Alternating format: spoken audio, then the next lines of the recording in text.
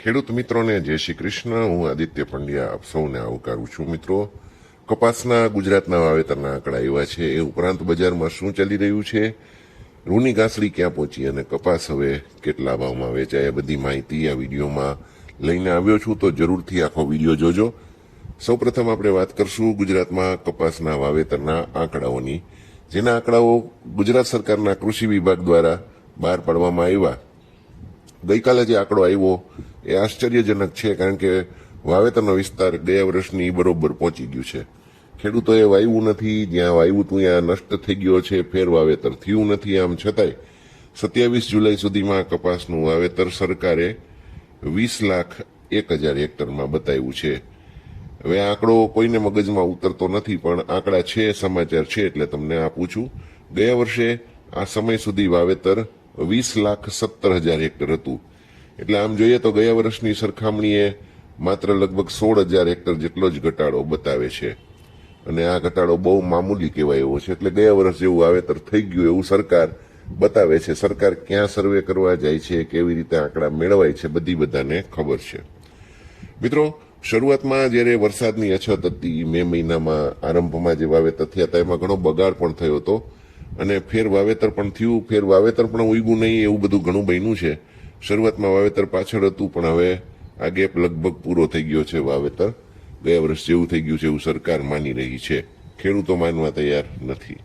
સૌરાષ્ટ્રમાં કપાસનું વાવેતર જોઈએ તો 13,58,000 હેક્ટરમાં થયું છે. ગયા વર્ષે આ સમય સુધીમાં 14,75,000 હેક્ટરમાં વાવેતર હતું. એટલે સૌરાષ્ટ્રમાં લગભગ 1,17,000 હેક્ટરનો ઘટાડો આ આંકડાઓમાં સ્પષ્ટ રીતે દેખાય છે. સુરેન્દ્રનગર, રાજકોટ, જામનગર, મોરબી, બોટાદ જેવા જે વિસ્તારો છે એની અંદર વાવેતર ઓછું થયું છે, જે કપાસના મુખ્ય બેલ્ટ ગણવામાં આવે છે. અન્ય વિસ્તારોમાં થોડો વધારો થયો છે. ખાસ કરીને મધ્ય ગુજરાતમાં 1,78,000 હેક્ટરના વાવેતર થતા હતા, એ વધીને 2,41,000 હેક્ટર થયું છે. ઉત્તર અને દક્ષિણ ગુજરાતમાં પણ વાવેતર વિસ્તારમાં થોડોક વધારો નોંધાણો છે, એવું કૃષિ વિભાગ નોંધે છે. મિત્રો, બરાબર સાંભળજો. આ કોઈ મારા દ્વારા મેળવાયેલા આંકડા નથી, આ કૃષિ વિભાગે જાહેર કરેલું છે. વડોદરા, છોટા ઉદેપુર, સાબરકાંઠા, અમદાવાદ, ભાવનગર, અમરેલી, આ બધા જે સેન્ટરો છે એની અંદર કપાસનું વાવેતર ગયા વર્ષ કરતાં થોડું વધ્યું છે, કારણ કે અહીંયા બધા વરસાદ વહેલા થયેલા હતા. ગુજરાતનું આમ જોઈએ તો કુલ કપાસનું વાવેતર એટલે એ કારણેથી જ કદાચ ગયા વર્ષ જેટલું થઈ ગયું છે. બજારની નજર હવે રહેશે વરસાદ અને પાકના વિકાસ ઉપર. આગામી સમયમાં વરસાદ કેવો રહેશે અને એના આધારે કપાસના ઉતારા અને ઉત્પાદન નક્કી થશે. ગુજરાતભરમાં આમ જોઈએ તો કપાસનું વાવેતર ગયા વર્ષની નજીક પહોંચ્યું છે, પણ સૌરાષ્ટ્રની પાછળ છે, અને પાક માટે વરસાદ કેવો છે આપણે જોવાનું રહેશે. વરસાદનો રાઉન્ડ ચાલુ સપ્તાહના અંતમાં એટલે કે શુક્ર, શનિ, રવિમાં ફરીથી વરસાદ આવે એવી શક્યતા છે. તો ખેડૂતોએ ખાસ એ બાબતનો ખ્યાલ રાખવાનો. કપાસને ફાયદો થશે વરસાદ આવશે તો. ન્યુયોર્ક કોટનના વાયદાની વાત કરીએ તો એની અંદર લગભગ 80 સેન્ટની આજુબાજુ અથડાય છે. 80 સેન્ટની આજુબાજુનો ભાવ ચાલે છે.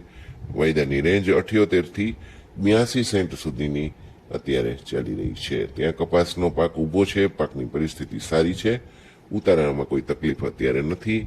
શંકર ઘાસડીની વાત કરું તો 66,200 થી 66,500 રૂપિયાનો ભાવ ચાલી રહ્યો છે, જ્યારે સીસીઆઈનો ભાવ છે કોટન કોર્પોરેશન ઓફ ઇન્ડિયા, એનો 1,000 થી 1,200 રૂપિયા જેટલો ઊંચો ભાવ બોલાય છે.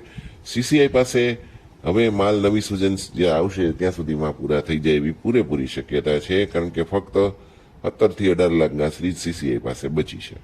ચાલુ વર્ષે 105 લાખ ઘાસડી ખરીદી હતી, એમાંથી માત્ર 17-18 લાખ ઘાસડી હોય એ બહુ સ્પષ્ટ બતાવે છે કે કપાસની ડિમાન્ડ સારી છે, પણ ભાવથી ખપે છે. આયાત પણ થઈ છે 47-48 લાખ ઘાસડી જેટલી. આમ છતાં પણ લોકલ રૂ બધું જ ખપી ગયું છે. એટલે આપણે ત્યાં કપાસની ડિમાન્ડ મોટી છે. જો કપાસ સારો થશે તો એને સારો ભાવ મળવાની શક્યતા પણ છે. સિવાય કે સરકારની નીતિ આયાત માટે કેવી રહે છે નવી સિઝનમાં આપણે જોવાનું રહેશે. રાજકોટમાં કપાસની આવક 700-800 મણ થઈ છે.